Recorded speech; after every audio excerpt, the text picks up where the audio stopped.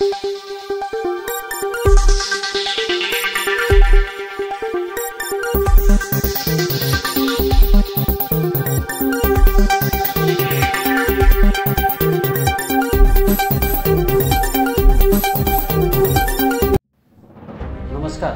SN news चॅनलमध्ये आपले स्वागत आहे।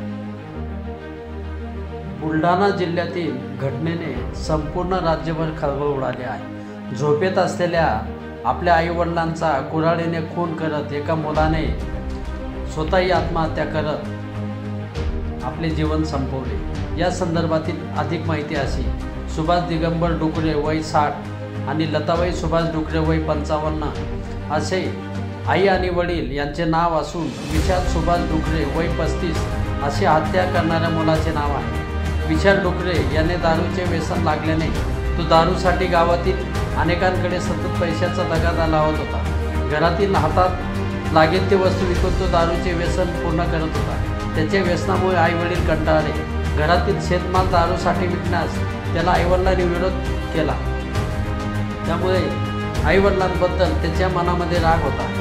ह्या रागातूनच त्याने आईवडील झोपेत असताना विशाल दारू पिऊन घरी आला। त्यानंतर दारूसाठी शेतमाल विकण्यासाठी विरोध होत असल्याच्या रागातून त्याने घरातील कुऱ्हाडीने गाढ झोपेत असलेल्या वडील सुभाष डुकरे आणि आई लताबाई डुकरे यांच्या डोक्यावर व मानेवर वार करून त्यांना ठार केले। घर मुख्य रस्त्यापासून थोडे अंतरावर असल्याने गावातील कोणालाही या संदर्भातला आवाज आला नाही। आईवडिलांची हत्या केल्यानंतर स्वतः विशाल डुकरे याने घरात दोरीच्या साहाय्याने गळफास लावून घेत आत्महत्या केली। ही घटना सकाळी कोणाच्याही लक्षात आली नाही। मात्र गावात अंत्यविधीचा कार्यक्रम असल्याने ग्रामस्थ तिथे गेले होते।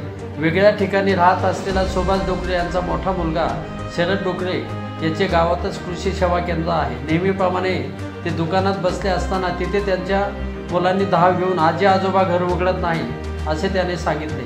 त्यामुळे त्याने वडिलांकडे धाव घेतली। तिथे गेल्यावर घराचे दार आतून बंद असल्याचे त्याला दिसले।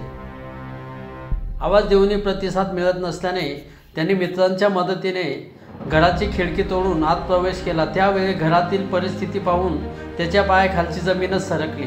मानसिक धक्का बसलेल्या शरद डुकरे यांच्यासोबत ग्रामस्थांनी या घटनेबाबत चिखली पोलिसांना माहिती दिली। त्यानंतर कर्मचाऱ्यांनी या घटनेचा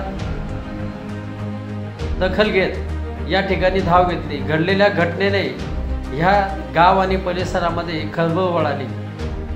नाहक आईवडिलांचा बळी घेत मुलानेही आत्महत्या केल्याने ह्या घटनेमुळे संपूर्ण महाराष्ट्रभर खळबळ उडाली आहे। एसएन न्यूजसाठी प्रतिनिधी बुलढाणा। धन्यवाद।